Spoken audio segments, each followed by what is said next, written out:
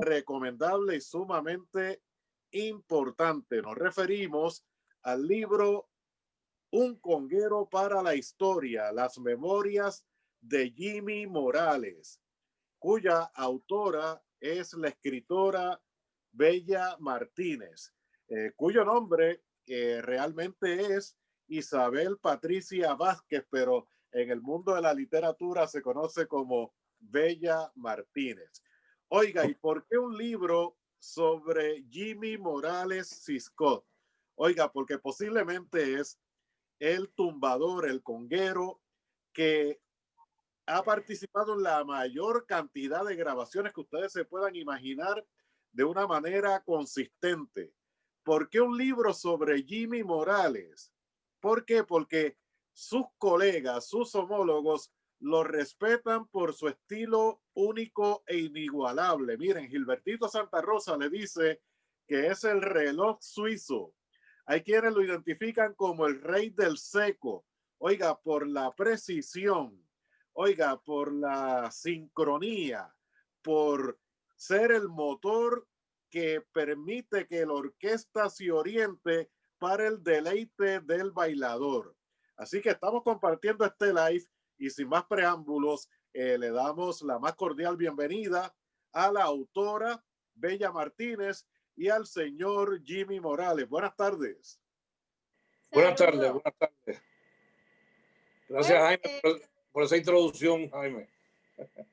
sí, gracias por tenernos aquí. ¿Por qué Jimmy Morales?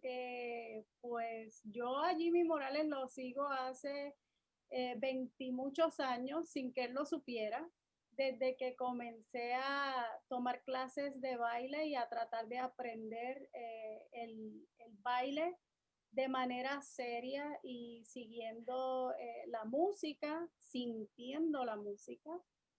Pues muchos de los maestros de baile recomiendan escuchar la música de Gilberto Santa Rosa porque el seco de la conga es muy claro de escuchar y aún los maestros que enseñan utilizando el conteo de 8, pues tratan de sincronizar ese seco con el tiempo, con la música y a través de tantos años, pues yo traté de sincronizar ese sonido que lo sentí en el corazón hasta que viajaba a los pies.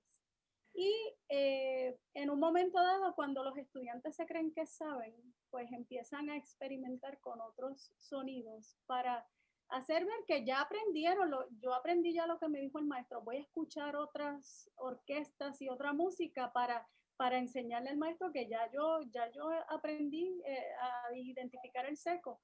Pero pues la otra música que me fui a tratar de identificar el seco en la música que fui fue a la música de Willy Rosario. Y pues obviamente Jimmy había estado con Mr. Afín, que en la banda que deleita por 8 años. Ese es el capítulo que titulé el doctorado, porque eso es lo que toma hacer un doctorado. Y como Jimmy dijo que esa fue su enseñanza musical, pues por eso es que le llamo el doctorado. Y como pues yo me ponía a escuchar la música, yo, mira, ya identifiqué el seco, sí, pero es que ese es el mismo conguero, o sea, ¿qué magia tiene eso? Entonces pues me iba, y yo dije, ok, está bien, pues entonces obviamente voy sin intención de identificar los créditos, simplemente escuchando la música, y entonces voy, pues mira, Frankie Ruiz.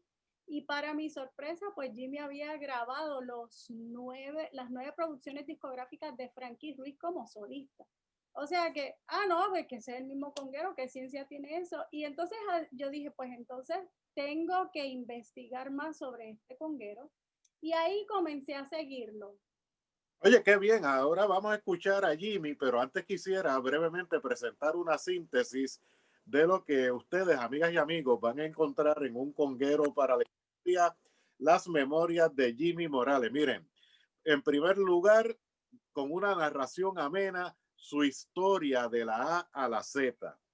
Todo lo que fue su esfuerzo para de alguna manera realizar su sueño.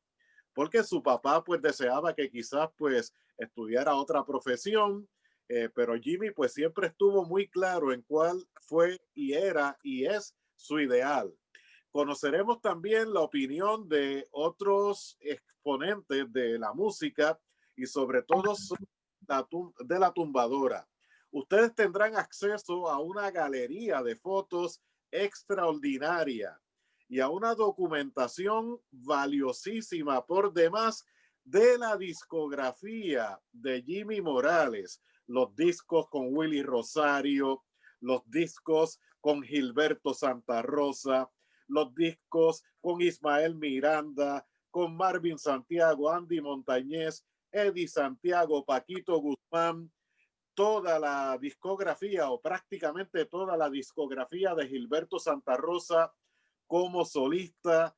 En fin, mi gente, una referencia que a la misma vez nos invita a practicar el ejercicio de la audición para, si usted había pasado inadvertido hasta el día de hoy el golpe seco de Jimmy Morales, pues poderlo identificar.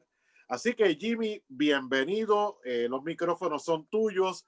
Oye, ¿cómo te sientes con la publicación de Un Conguero para la Historia, las memorias de Jimmy Morales, que yo estoy casi a punto de finalizarlo? Es un libro adictivo que una vez que comienzas a leerlo te atrapa y no encuentras cómo soltarlo. ¿Cómo te has sentido con la publicación de tus memorias, Jimmy? Bueno, esto es una sorpresa que me cogió de sorpresa verdaderamente esta etapa de mi vida, yo poder tener la memoria impresa gracias a la autora, a su iniciativa.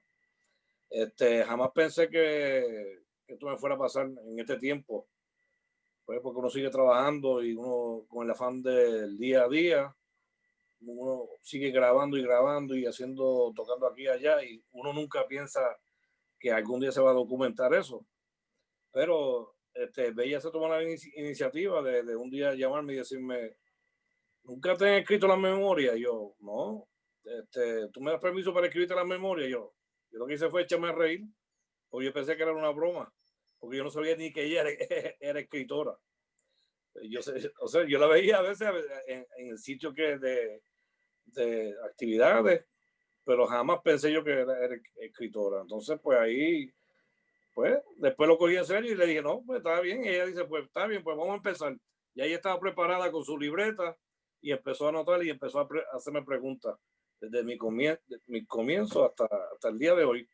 Y tuvimos mucho tiempo trabajando arduamente día a día. Había días que eran los 7 días a la semana, a las 4 de la tarde, religiosamente nos reuníamos frente a la computadora y a contestar preguntas. Entonces, cuando vino la parte de la discografía, pues tuvimos que llamar a un amigo mío, colaborador de California, que es fanático mío, y él sabía más de la colección mía que yo mismo.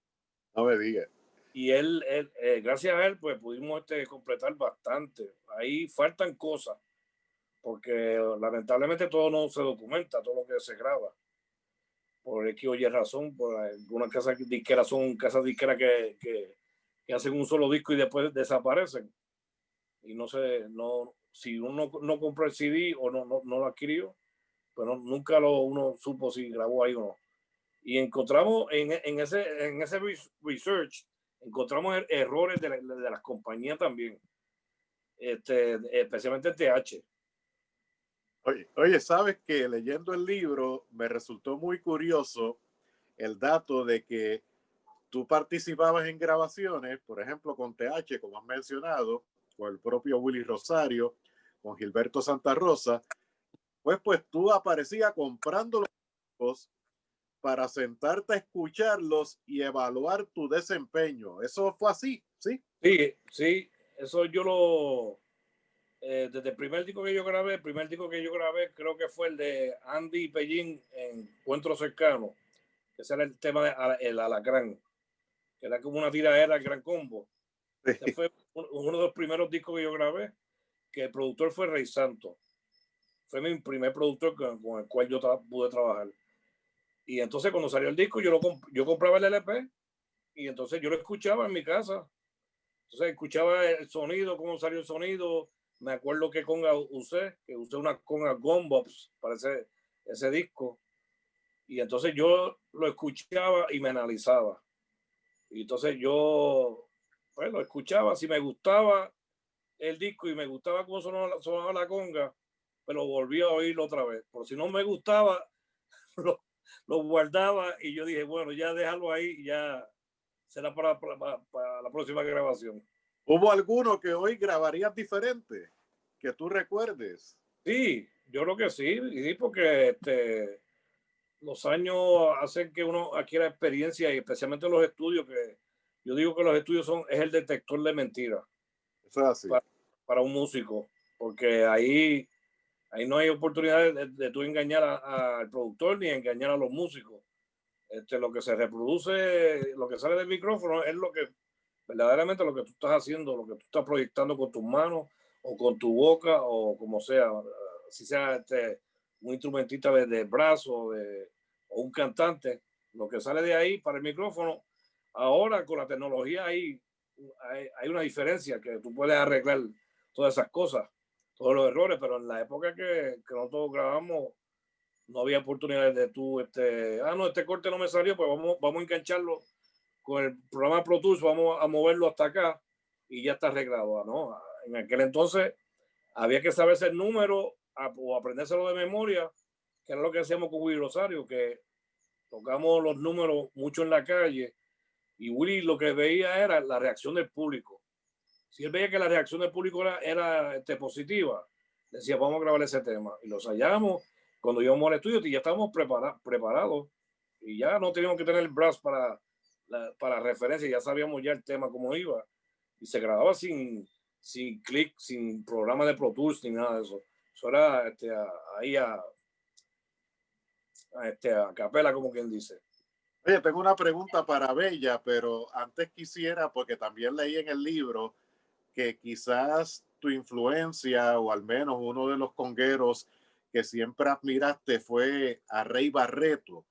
Entonces, al leer eso, claro está, también pues respeta y admiraba mucho a Milton Cardona, me parece que a Johnny Dandy Rodríguez, que conocemos que también pues sacó como bongocero y se destaca aún como bongocero, pero me estuvo curioso que no mencionaras congueros cubanos, porque por lo regular mucha gente menciona o a Mongo Santamaría, o a Armando Peraza, o a Francisco Aguabella, o al propio Patato Valdés.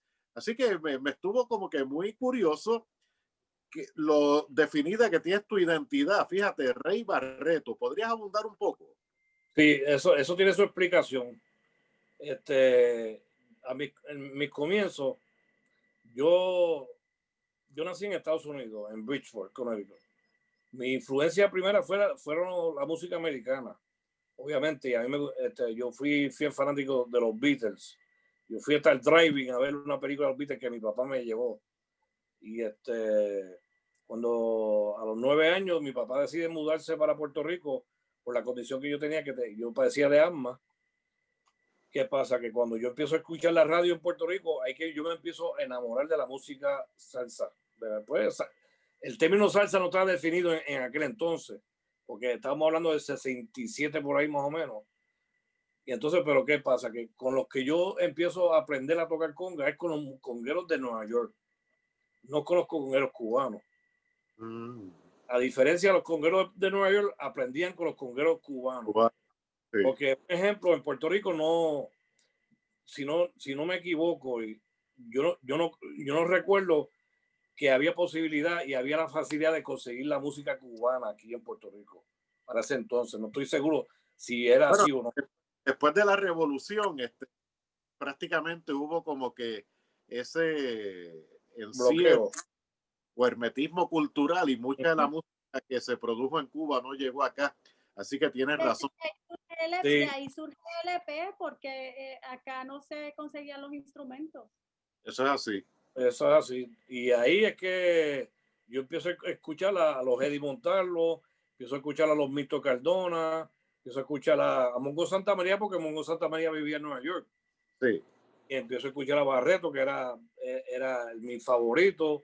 Empiezo a escuchar a Jim Golden, que era de la compilación, a Frankie Malavé, Johnny Rodríguez en la conga, que grabó un sinnúmero de discos con Celia y Pacheco, y grabó con la Fania All Star también, conga, y era el bongo de Barreto.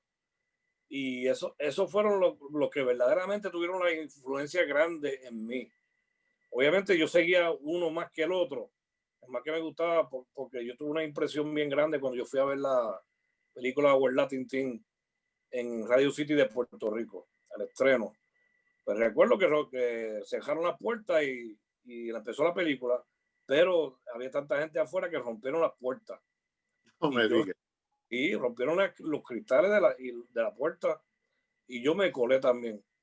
Yo dije, bueno, pues si todo el mundo se está colando, yo me voy a tirar por aquí también. Entonces me acuerdo, nos sentamos y recuerdo la impresión que me dio Barreto cuando lo vi en la pantalla gigante, que yo dije, wow, ver un hombre tan alto y la conga, pues, la conga medía 28 pulgadas y él medía 6 pies y pico.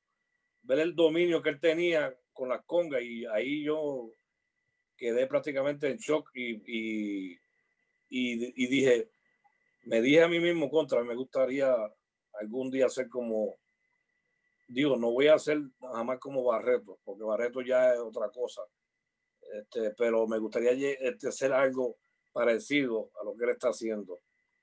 Y entonces, pues, seguí comprando sus discos, pero a la misma vez compraba discos de Willy Colón y Héctor Lavoe, que era mi dúo favorito. Oh, qué bien. Que tú sabes que a mí me encantaba Héctor Lavoe, era mi cantante favorito. Y ahí escuchaba mucho a Mito Cardona y a Dimontarlo con los Kimbo, y después escuchaba a Jim Golden con la compilación, escuchaba a Frankie Malavé con Tito Rodríguez y Luis Ramírez, que grabó con la Alegre All Star también. Así sucesivamente, los congueros de Nueva York fueron prácticamente la mayor influencia, no los congueros cubanos, que no tengo nada en contra, al contrario, Tata Winnie para mí, Tata Winnie era el que más llegaba a Nueva York, porque él hizo unos discos de descarga y la técnica de Tata Winnie para mí era la mejor técnica que había en cuanto a conguero se refiere. Una técnica que no alzaba mucho las manos y el sonido lo sacaba impecablemente, tremendamente. O sea, la proyección que él tenía en el tambor era una cosa extraordinaria. Y hacía las cosas, ¿sabes? A su manera.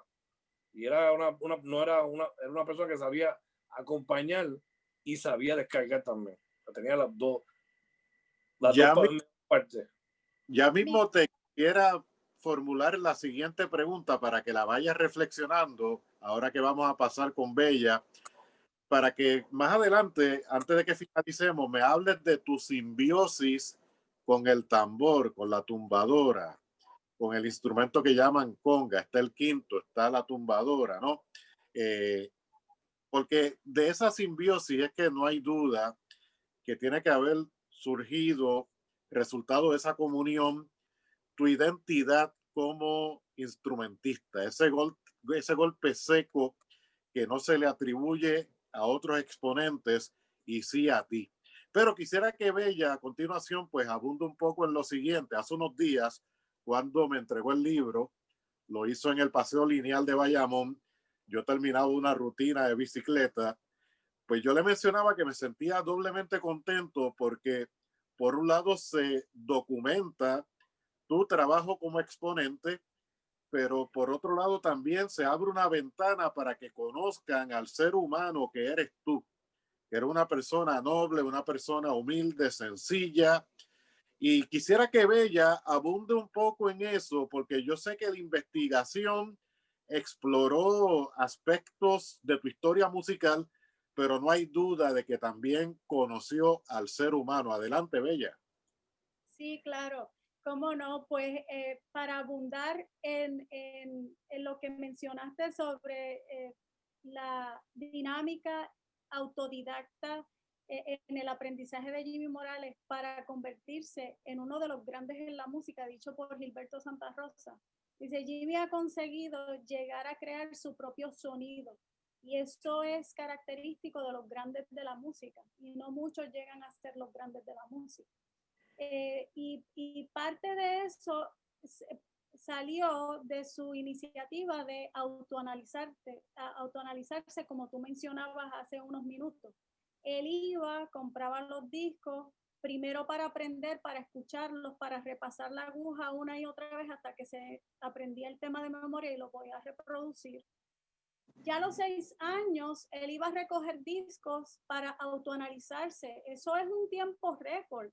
Tú te pones a aprender a una destreza tan pesada como es tocar la conga, y que tú llegues entonces a ser músico de estudio de grabación de primer nivel en esa cantidad de tiempo tan reducida, porque eso fue prácticamente 6 años, 6, 7 años, eso es inmediatamente.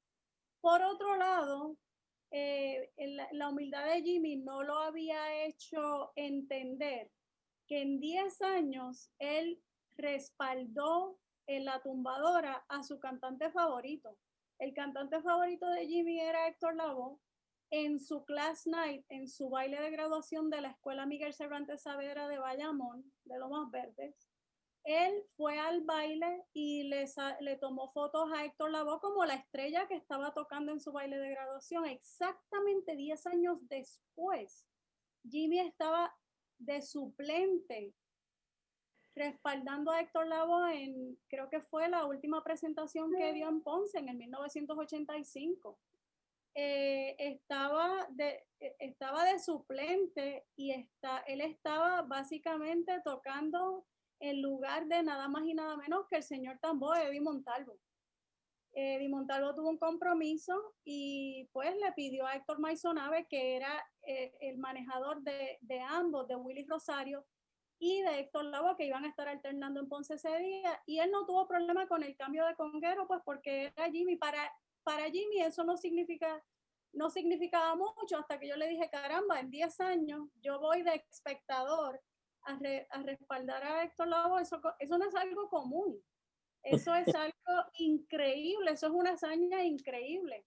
Por otro lado, Jimmy ha estado por más de 4 décadas respaldando al cantante de salsa comercial más prolífico, que hasta un récord del libro Guinness tiene. Y para él, pues eso es algo normal, eso es algo cotidiano en su vida, algo por lo que él no anda por ahí descansando en sus laureles. Tampoco tomó nota para saber que había sido nominado a Grammy por 15, 16 veces y se llevó 5. Tampoco. Yo dije, ¿pero dónde tú estabas? Y después digo, estaba tocando para que yo tuviera una historia que contar. Bella, ¿y cómo puedes exponer el lado humano de Jimmy Morales, un conguero para la historia?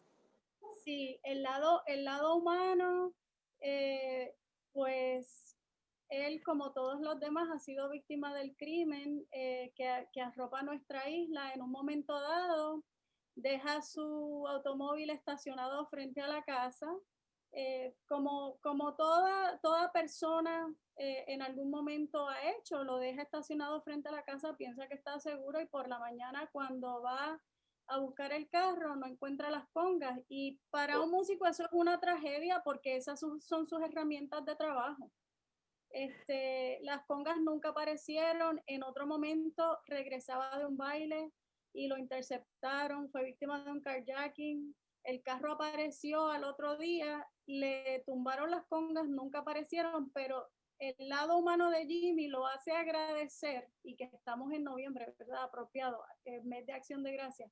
El lado humano de Jimmy lo hace agradecer que, aunque le habían tumbado las congas, me dejaron todos los álbumes de fotografía, todos los libros de fotografía que yo tenía en el carro, los recuperé. Otra persona hubiese estado maldiciendo el ladrón que le tumbó el carro, que le tumbó el instrumento, que lo dejó a pie en un paraje solitario por la muda, entre Aguas Buenas y Caguas.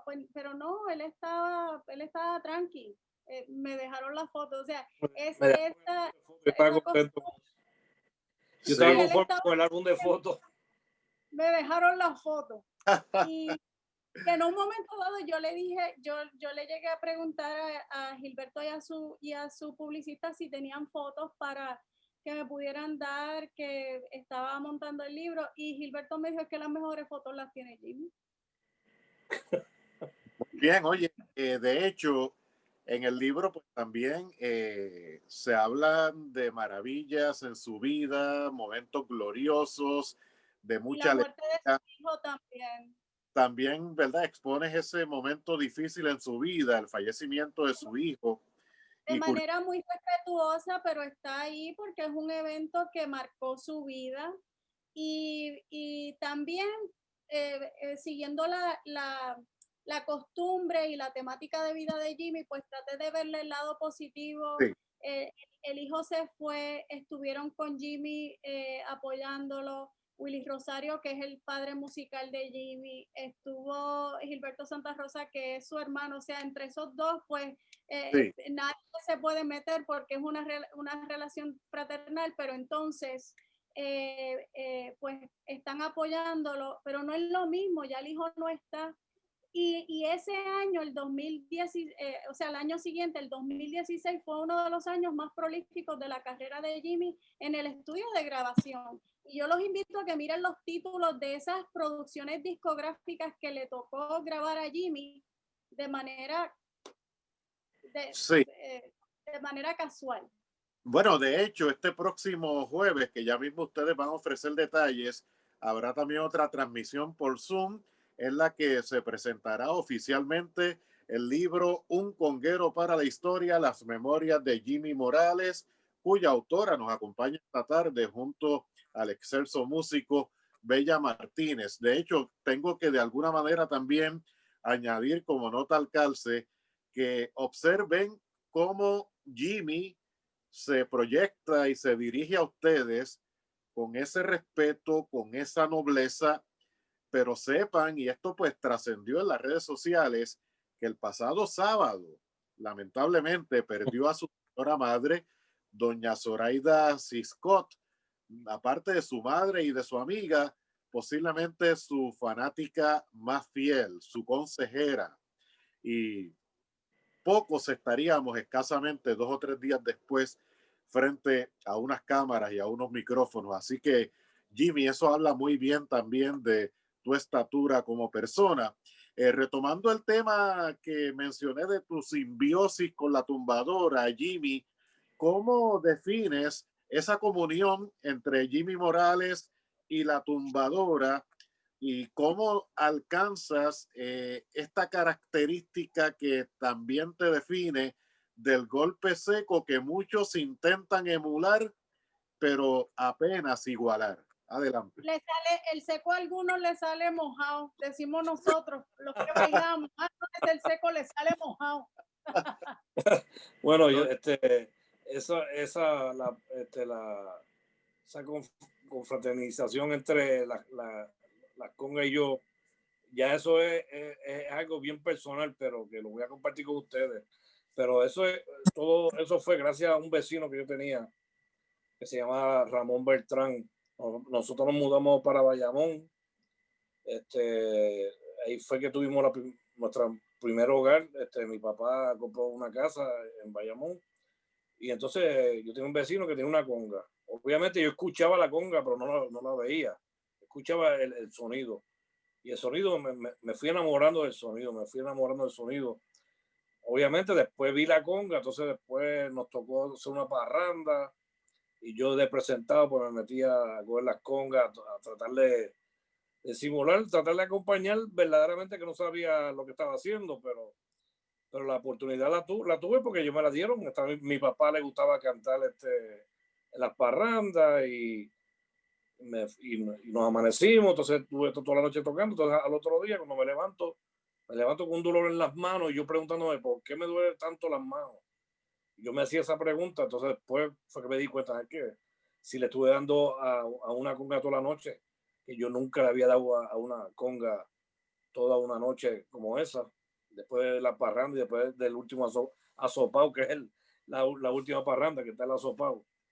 Y de ahí fue la conexión entre la tumbadora y yo. Y entonces el vecino tenía un disco de Tito Puente que se llama Dance Manía, que fue catalogado como un LP del siglo. Y entonces yo tenía un tocadisco bien pequeño y yo lo que hacía era, pues, practicaba con la conga que el vecino me prestaba, con el disco, obviamente, y entonces le daba para atrás a los cortes para seguir escuchándolo, repitiendo el golpe y escuchándolo para aprenderme la canción de memoria. Esa era la meta mía, aprenderme el tema de memoria. Hasta que no me lo sabía de memoria, yo no iba a estar conforme. Y me pasó eso con un disco de Willy Colón y Héctor Lavoe, que había un golpe, que era un golpe seco, hablando de seco, pero era un golpe seco con la mano izquierda, que no es muy usual. Y entonces yo me estaba rompiendo la cabeza cómo Milton Cardona hacía ese golpe. Y yo le daba para atrás y no me salía. Lo logré sacar en algún momento dado. Entonces cuando llegaron los videos, los VHS, pues entonces tengo un VHS de una presentación de Héctor Lavoe en el Corso. Y está Milton Cardona en la conga. Cuando veo a Milton Cardona haciendo el pum pam, yo dije, lo aprendí, pero no era la forma correcta. Para que tú veas que el oído te dice una cosa, pero si tú lo ves, a lo mejor es de otra forma. Yo dije, bueno, ya lo aprendí, ya yo lo hago a mi manera, ellos lo hacen a su manera. Y nada, cosas así. Pero yo le doy gracias a Dios que yo tuve la oportunidad de poder tener esa música y esos discos, porque yo trabajé en una farmacia y la farmacia tenía un cliente que era dueño de una tienda de discos en Guaynabo, y ese señor iba todos los viernes a la farmacia, y yo tenía un horario bien raro, que era de 9 a 1, me iba, regresaba a las 6, de 6 a 9 de la noche. Pues él llegaba siempre a las 8, un poquito antes de las 9. Él llegaba siempre con un paquete de LP. Le decía, toma, escoge todos los discos que tú quieras y me los pagas poco a poco. Y así yo fui haciendo mi colección y eso era lo que me servía a mí de aprendizaje. Qué bien. Eso fue antes de Tito Allen, obviamente. Eso fue ya para el 75, por ahí más o menos. No estaba Bueno, este próximo jueves, Día de Acción de Gracias, Jimmy Morales tendrá la oportunidad en una transmisión en vivo por Zoom de conversar con la autora de su libro, Un conguero para la historia, las memorias de Jimmy Morales, Bella Martínez. Así que ustedes conocerán detalles adicionales de esta obra importantísima para la música popular en general. Así que nos vamos a contar toda la historia esta tarde porque apenas es una tertulia. Sin embargo, no quisiera pasar por alto que a Jimmy le correspondió sustituir en la orquesta de Mr. Afinque Willy Rosario a Papo Pepín, que salía para incorporarse al Apollo Sound de Roberto Roena. Y mira, tengo aquí un fragmento del prólogo de Mr. Afinque Willy Rosario. ¿Por qué? Porque Jimmy estuvo, me parece que cerca de 8 años con Willy Rosario. Y señala el maestro, la salida de Jimmy para unirse a la propuesta de Gilbertito Santa Rosa impuso una pérdida significativa para la base rítmica que afectó la esencia de mi orquesta. No fue nada fácil conseguir un conguero como él que sostuviera de la orquesta y que acompañara de manera impecable la esencia musical ya establecida. Oye, muy sincero, el maestro Rosario. ¿Algún comentario? Bueno, Willy, a Willy que me disculpes por haber hecho eso, pero yo tengo muchas cosas que agradecerle a Willy Rosario. Willy Rosario fue mi guía para hacer lo que yo soy hoy, en el día de hoy. Un agradecimiento profundo porque yo empecé más o menos cuando yo tenía como 20 años y yo venía de la orquesta de Tito Allen. Obviamente yo tocaba los números de Tito Allen que Pablo Pepín grababa, los números las canciones de Tito Allen. Entonces me toca después sustituirla a Pablo Pepín, que ¿sabes? No se podía sustituir un conguero como ese. Yo no podía ir a tocar como Pablo Pepín a lo que te voy a Rosario porque no me iba a salir. Era imposible. Porque ya Pablo Pepín venía con un bagaje y una experiencia de Nueva York increíble. Entonces, pues yo yo fui de otra, obviamente, tocando a mi estilo, tratando de acoplarme al grupo, y Willy me fue moldeando. Esa fue la clave. Willy siempre se reunía conmigo y me llamaba a su oficina cuando yo iba a cobrar, me aprovechaba y me cerraba en su oficina y me decía, mira Jimmy, estás haciendo esto, yo pienso que debes hacerlo de esta manera. Y así fui aprendiendo, entonces después lo fui combinando, todas esas enseñanzas en el estudio de grabación lo fui aplicando, todas las enseñanzas de Willy, hasta que me di cuenta que la fórmula y la droguita que Willy me daba cuando uno hace la droguita para los exámenes, Ajá. todos los tips que Willy me daba, Willy Rosario, yo los pude aplicar en las grabaciones después de TH y con otra gente. Gracias a la enseñanza de Willy Rosario. Oye, se ha escuchado que el que toca el bongo por la posición en que se sienta, pues no es nada fácil, que esto llega un momento en que es hasta incómodo. Yo he visto congueros tocar de pie, tocan las tumbadoras en estanes, en base. Es muy sacrificado tocar las congas. Es sacrificado porque por las manos, o sea, es bastante físico. La conga en una base rítmica es el instrumento que más fuerza, o sea, más esfuerzo tú tienes que hacer. Y si tú tienes que tener un buen respaldo a tu lado, tienes que tener un timbalero que sea consciente, un bongocero que sea consciente.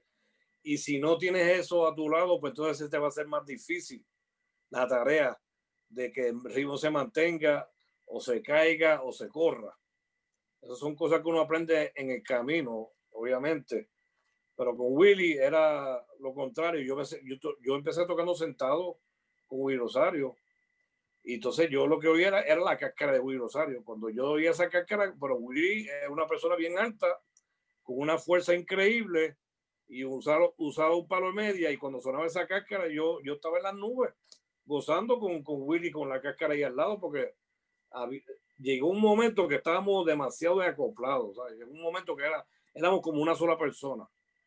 ¿Sabes? Y eso a mí yo nunca olvido ese sonido de él, particularmente, y eso me daba a mí seguridad a la hora de acompañar. Que es Bueno, bien amigas, importante. han escuchado al conguero, al maestro conguero, al máster tumbador, que ha contado con el auspicio de la marca Toca y de Estéticos Rimo, y no podemos contar toda la historia hoy. Así que le preguntamos a la autora del libro, Un conguero para la historia, las memorias de Jimmy Morales, que proyectan para este próximo jueves 26 con la presentación oficial del libro que tenemos hoy en nuestras manos y que se lo recomendamos a todos ustedes, amigas y amigos. Adelante, Bella. Sí, Jaime, te quería agradecer por darnos la primicia de poder compartir con los seguidores de Jimmy específicamente, que vamos a estar presentando el libro el jueves. Eternamente agradecida por esta primicia y por el live que hicimos en Bayamón, rapidito, para que diéramos a conocer que el libro ya está en la calle, ya está para la venta. La traducción al inglés sale el mes que viene. Primero Dios, ya estamos súper felices. Entonces, pues básicamente la presentación, la decisión fue difícil, pero no la vamos a suspender a pesar de la pérdida familiar que tuvo Jimmy en estos días. Vamos a dedicarle esa presentación a la memoria de doña Zoraida Ciscot Casillas. De hecho, cuando Jimmy perdió a su hijo, tenía una gira ya pautada para dar talleres en Asia, y esa gira tampoco la canceló ni la pospuso. Donde otros se quitan, pues Jimmy sigue para adelante. Así que en aquel momento dedicó su gira mundial a la memoria de su hijo. En este momento dedicamos la presentación de tan bonita hazaña de tener un libro dedicado a él, porque pues él ha inspirado con su sonido y su estilo musical a muchas personas, a muchas otras personas, y nos ha hecho bailar por décadas. Así que allí vamos a estar el jueves a las 7 de la noche en la página del Instituto de Cultura. Por favor, acompáñanos tú también. Excelente. Bueno, muchos se preguntarán dónde se puede conseguir el libro. Ojalá llegue a la tiendita de la Fundación Nacional para la Cultura Popular. ¿Dónde se consigue? El libro lo pueden conseguir ahora mismo en Bella Martínez, en mi página, bellamartinezescribe.com, y ahí directamente hay una pestañita color de rosa que lo lleva hasta el libro y lo puede comprar en línea, precisamente la manera más segura por lo de la pandemia. Lo tenemos también con carácter de exclusividad en Pure Sound en Hermanas Dávila en Bayamón. Quedan 4 nada más. Quedan 4. María, se ha vendido como pan caliente. Bueno, Jimmy, ya para finalizar, y Bella, unas palabras que tú le quieras dirigir a las personas que nos siguen, tanto en tu muro como en el de Bella, como en la página de la Fundación Nacional para la Cultura Popular y en mi muro en Facebook. Algunas palabras, por favor. ¿De Bella o las palabras mías? No, tuya, sí. Mía, bueno, yo le quiero dar las gracias a este espacio por esta presentación, esta primicia que nos honra a nosotros, a Bella y a mí, poder presentar esta obra de Bella, que se toma la iniciativa de escribir esta memoria y que el resultado ha sido un resultado súper positivo. Mucha gente han criticado la portada de una manera bien positiva. Ya anoche me escribió alguien de Boston que recibió el libro. Así sucesivamente, diferentes países me están preguntando dónde puedo conseguir el libro, pero les tengo que dar las gracias a todos mis compañeros, a todos los que han tenido que ver con mi carrera, a todos los que han estado al lado mío. Yo les doy las gracias por el apoyo que he recibido de todos ustedes. Y a Jaime, te doy las gracias por este tiempo. La portada es creación de Nilsa Pérez de Impresos PG, hecha en Puerto Rico. Nos hizo también la portada de una edición limitada en carpeta dura. Tenemos también la discografía. Le tenemos que agradecer a Ronald, que fue el que hizo la compilación de la discografía, y a Miguel Vázquez de California, un coleccionista musical y conguero autónomo, que se dio a la tarea de rellenar los espacios de las producciones discográficas que no aparecían en ninguna de los catálogos, ni en All Music, ni en Discogs. Eso fue a mano, con cajas de los LP, los cartones, con una lupa, leyendo los cuadernillos de los CD, a ver cuáles eran o sea, eso fue una labor titánica, 3 meses de 24/7 y no dormir. Eso fue así. Por la manera tan particular con que gesticulaba durante la ejecución de las congas. Barreto solía utilizar mucho el lenguaje facial, la boca, pero Jimmy Morales, los que lo conocen y los han seguido, conocen que él suele cerrar mucho los ojos cuando está tocando. Es parte de eso, sí, que yo digo, y esta foto es extraordinaria. Aparece sudado, con los ojos cerrados, la cabeza un poco cabizbaja, en una total integración con su instrumento. Y eso dice muchísimo. Así que Jimmy, muchas gracias. Gracias, Bella Martínez. Y estaremos pendientes este próximo jueves. Así que ya nos despedimos. Muchas gracias. Muchas gracias. Luego te cuento la anécdota detrás de la foto para que te rías. Excelente. Buenas tardes. Nos vemos. Hasta luego. Chao.